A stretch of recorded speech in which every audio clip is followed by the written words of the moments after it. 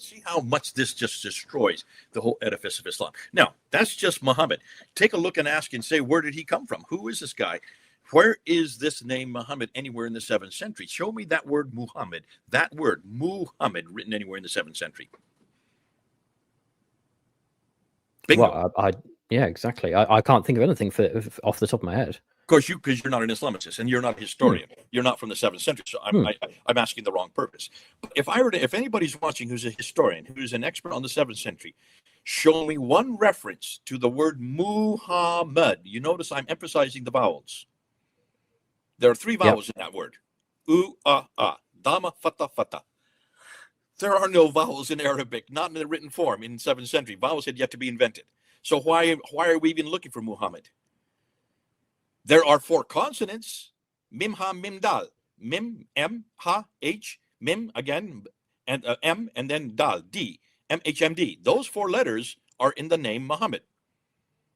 Those 4 letters did exist in the 7th century. They are there in Arabic. They're the same 4 letters. They're also in Aramaic, and also in Syriac, and also in Hebrew. So if you're looking for mim, ha, mim, dal, you'll find that everywhere. It's all over the 7th century. It's on coins. It's on inscriptions.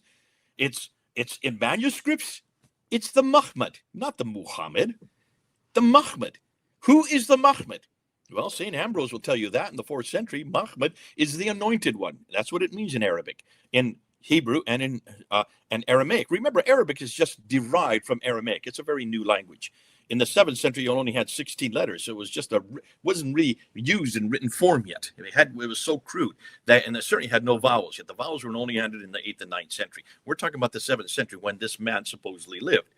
Well, if this man lived there, then he should have a name. They should have written about it. And there's lots of reference to Mahmad.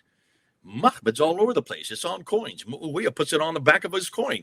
He has his image on the front of his coins. He's holding a cross. He has a cross above his head, and he has a cross in his hand. What does that suggest? Is Muawiyah a Muslim or a Christian?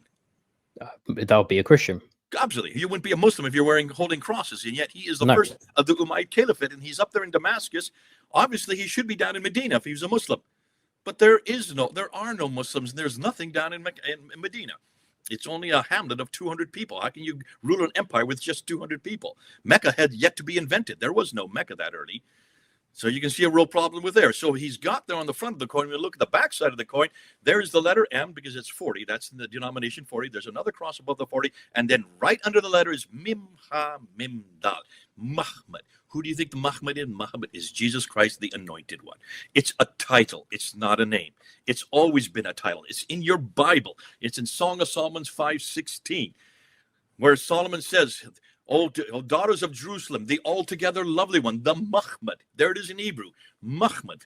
Mimha Mindal. It's the same 4 letters. It's the anointed one. You find it 11 times in the Old Testament. All the way through, it is always the anointed one. So by the 4th century AD, St. Ambrose says, wait a minute, who is the Mahmad? Who is the anointed one? The anointed one is the Messiah, Jesus Christ. So the Mahmad became the Messiah. That's why Muawiyah is putting it on his coin and slapping up there. And we have that coin today. I've got it right here in my drawer.